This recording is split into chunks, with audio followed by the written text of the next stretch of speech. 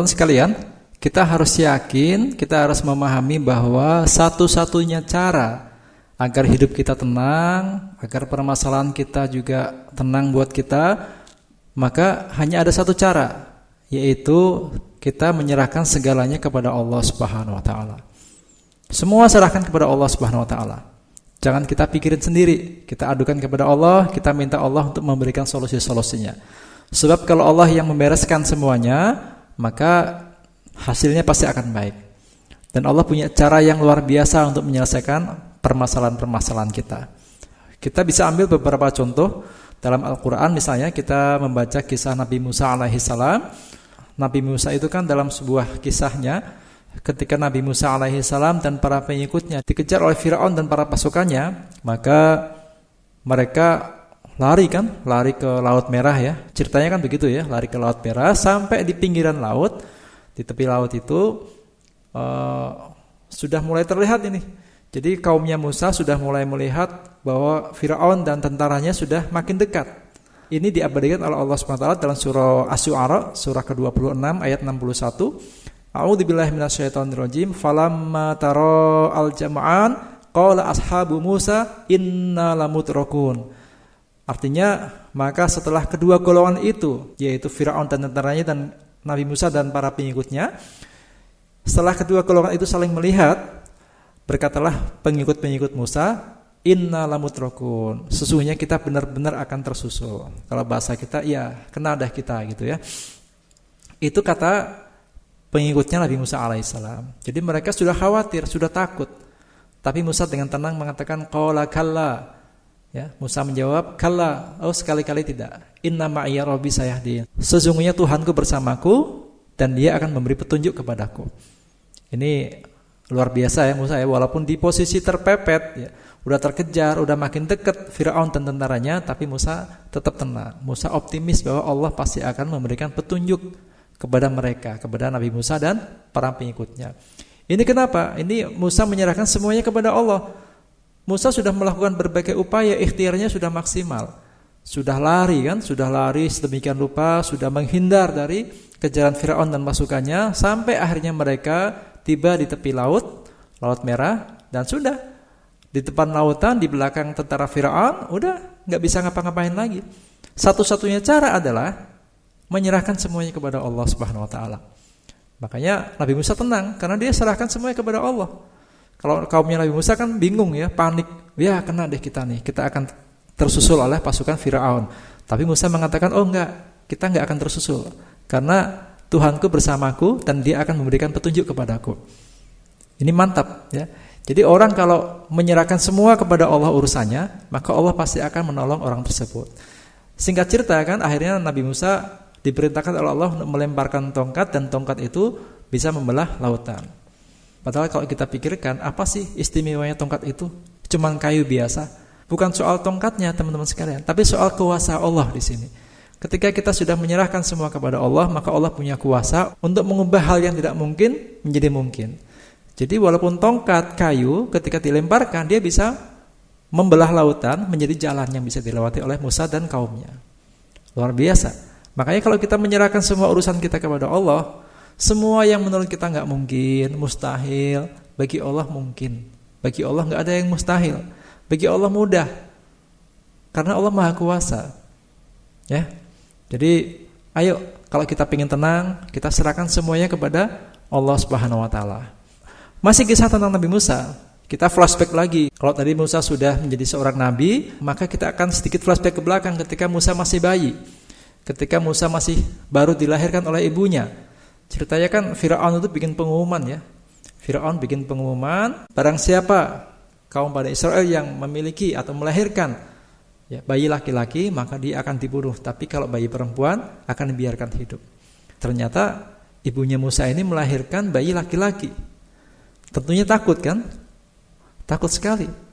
Makanya saking takutnya nyusuin Musa kecil juga sambil ngumpet-ngumpet.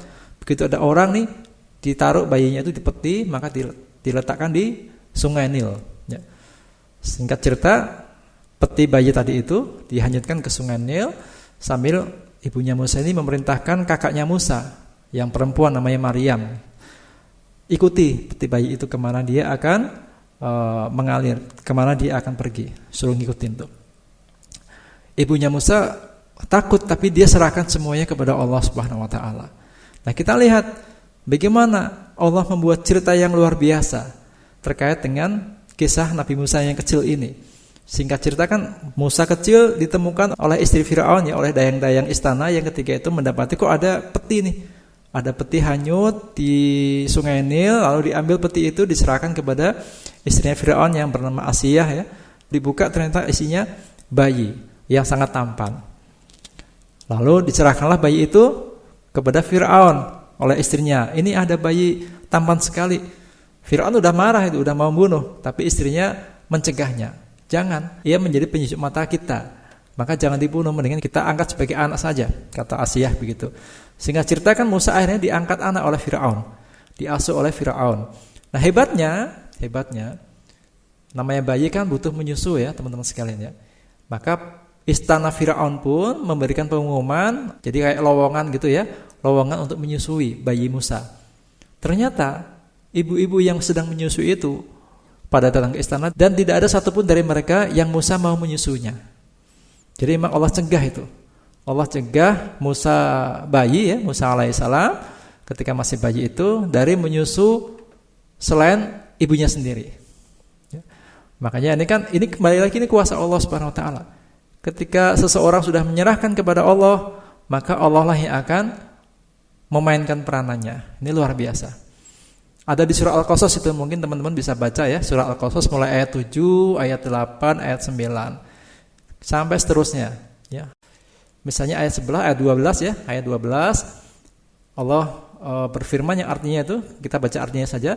Dan kami cegah Musa dari menyusu kepada perempuan-perempuan yang mau menyusuinya sebelum itu. Maka berkatalah saudara Musa yang tadi, kakaknya Musa itu Maryam tadi itu, mau enggak aku tunjukkan kepada kalian ahlul bait yang akan memeliharanya dan bisa berlaku baik kepadanya. Maka dikembalikanlah Musa bayi ini kepada ibunya. Dalam ayat 13-nya Allah jelaskan, maka kami kembalikan Musa kepada ibunya supaya senang hatinya dan tidak berduka cita, dan supaya ia mengetahui bahwa janji Allah itu benar, tetapi kebanyakan manusia tidak mengetahuinya. Ini teman-teman sekalian, ayat ini menegaskan bahwa ketika kita bertawakal, berserah diri kepada Allah, menyerahkan semuanya kepada Allah Subhanahu wa taala, yang akan kita dapatkan adalah hati kita akan merasa tenang, senang, tenang, tidak berduka, tidak sedih dan sebagainya. Kita yakin bahwa janji Allah itu benar. Jadi memang hanya itu caranya. Kita serahkan semua kepada Allah Subhanahu wa taala karena Allah yang paling tahu mana yang paling baik untuk kita. Ini kisah tentang Nabi Musa alaihissalam. Jadi kisah tentang tawakal atau tentang berserah diri kepada Allah ini, serahkan semua kepada Allah, maka kita bisa melihat tadi kisah Musa ketika masih kecil ya, masih bayi, ibunya Musa bertawakal kepada Allah, berserah diri kepada Allah, maka Musa pun dijaga oleh Allah, ya, dikembalikan kepada ibunya untuk disusui, dibesarkan oleh ibunya dan sebagainya. Kemudian ketika Musa tadi di kisah yang pertama, ketika Musa dikejar oleh Firaun dan bala tentaranya, maka Musa dan kaumnya pun ditolong oleh Allah Subhanahu wa taala ketika Musa sudah berserah diri kepada Allah Subhanahu wa taala. Ya, ketika sudah terpepet ini di Laut Merah, maka Musa pun menyerahkan semuanya kepada Allah Subhanahu wa taala dan Allah memerintahkan nabinya yaitu Musa alaihissalam untuk melemparkan tongkat sehingga tongkat itu berubah atau mengubah lautan menjadi jalan untuk dilewati oleh mereka. Nah, ada kisah yang lain lagi, misalnya kisah Nabi Ibrahim alaihissalam. Nabi Ibrahim ini juga kita tahu ya, singkat ceritakan Nabi Ibrahim ini akan dibakar oleh Namrud ya. Raja Namrud yang sangat kejam, ini kayak Firaun ya. Di zaman Musa itu ada Firaun, di zaman Ibrahim itu ada Namrud. Namrud itu saking marahnya kepada Ibrahim alaihissalam, memerintahkan pasukannya untuk membakar Nabi Ibrahim alaihissalam. Tapi Nabi Ibrahim alaihissalam menyerahkan segalanya kepada Allah Subhanahu wa taala. Dan kita lihat bagaimana cara Allah menolong Nabi Ibrahim alaihissalam. Bukan Nabi Ibrahim lantas dihilangkan atau dibawa kemana, enggak. Tapi caranya sangat indah sekali. Allah hanya perlu memerintahkan api untuk menjadi dingin. Ya naru kuni bardan wa salaman ala Ibrahim. Wahai api, jadilah kamu dingin dan berilah keselamatan kepada Ibrahim. Ini indah sekali. Jadi bukan Ibrahimnya yang dihilangkan atau yang dikasih kesaktian atau apa, enggak ya. Tapi Allah cukup berfirman kepada api, wahai api, jadilah kamu dingin dan berilah keselamatan kepada Ibrahim. Luar biasa. Ya. Gimana? Udah yakin kan? Nah, kalau udah yakin, ayo kita mulai sekarang kuatkan keyakinan kita kepada Allah Subhanahu wa taala. Dan tawakal itu berbanding lurus dengan keimanan seseorang. Semakin baik iman seseorang, maka akan semakin kuat tawakalnya kepada Allah Subhanahu wa taala. Sebaliknya, ketika tawakal seseorang itu kok lemah kepada Allah, berserah dirinya lemah, masih khawatir, masih enggak yakin, maka itu berarti keimanannya juga masih belum sempurna, belum baik, belum matang bahasa kita lah ya. Untuk itu mari kita sama-sama upgrade keimanan kita supaya rasa tawakal kita pun makin kuat kepada Allah Subhanahu wa taala. Demikian, mudah-mudahan ada manfaatnya. Assalamualaikum warahmatullahi wabarakatuh.